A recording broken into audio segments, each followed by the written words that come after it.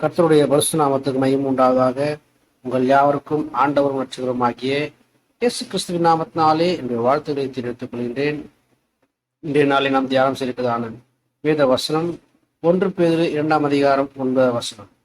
நீங்களோ உங்களை அந்தகாரத்தினின்று தம்முடைய ஆச்சரியமான ஒளியிடத்திற்கு வரவழைத்தவுடைய புண்ணியங்களை அறிவிக்கும்படிக்கு தெரிந்து கொள்ளப்பட்ட சந்ததியாயும் ராஜரீகமான ஆசாரிய கூட்டமாயும் பரிசுத்த ஜாதியாயும் அவருக்கு சொந்த ஜனமாயும் இருக்கிறீர்கள். 1 பேதுரு 2:9.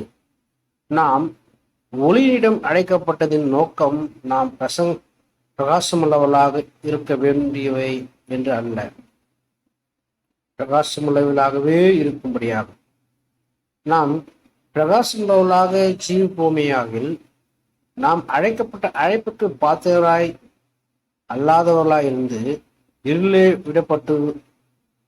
விடப்படுவோமே. ஆனால் நாம் நம்மை தேவனிடத்தில் முழுவதும் ஒப்பு கொடுத்து இந்த உண்மையான ஒளியை பெற்றிருப்போமேயாகில் நாம் எந்த அளவுக்கு தேவனுடைய மகிமையும் புகழ்ச்சியையும் மற்றவர்களுக்கு முன்பாக பிரகாசிக்க செய்கிறோம் என்று நம்மை நாமே சோதித்தறிய வேண்டியவர்களாக இருக்கிறோம். நம் அதிகாரம் கிரியைகளுக்கு விலகி, நாம் அந்தகார கிரியைகளுக்கு விலகி, நாம் பிசாசின் தந்திரங்களுக்கு விலகி ஒளியின் பிள்ளைகளாக நடக்க வேண்டும். நாம் இரவிற்கும் இருளுக்கும் உள்ளானவர்கள் அல்ல, நாம் பகலுக்கும் வெளிச்சத்துக்கும் உரியவர்கள். மத்தேயு 5:16 வாசிக்கிறோம், விதமாய் மனுஷர் உங்கள் நற்கிரிகளை கண்டு பரலோகத்தில் இருக்கிற உங்கள் பிதாவை மகிமைப்படுத்தும்படி உங்கள் வெளிச்சம் அவளுக்கு முன்பாக பிரகாசிக்க கடவுது என்று வேதவசனம் சொல்லும்.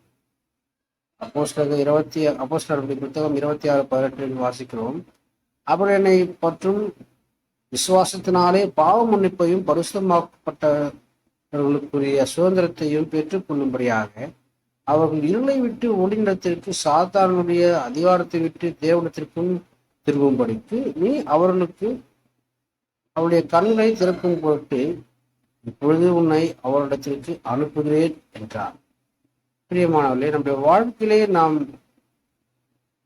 இருளில் இருந்தபோது, அந்த காலத்தில் இருந்தபோது ஆச்சரியமான ஒளியிடத்திற்கு, அதிசயமான அற்புதமான அநேக பிரயோஜனம் தரக்கூடியதான ஒளியிடத்திற்கு வரவழைத்தவர் நம்முடைய ஆண்டவராகிய இயேசு கிறிஸ்து. ஆண்டவராகிய இயேசு கிறிஸ்துனுடைய இரக்கத்தையும் அவருடைய அன்பையும் அவருடைய கிருபையையும் அவர் நமக்கு செய்வதான எல்லா விதமான சகல விதமான அதிசயங்களையும் அற்புதங்களையும் நாம் அறிவிக்கும்படிக்காக இயேசு கிறிஸ்து எதற்காக பூமிக்கு வந்தார் என்பதை வெளிப்படுத்தும்படிக்காக நாம் அழைக்கப்பட்டிருக்கிறோம், தெரிந்து கொள்ளப்பட்டிருக்கிறோம். அதை நாம் செய்வோம். கர்த்தர் நம்மை ஆசீர்வதிப்பாராக. ஆமென். God bless you.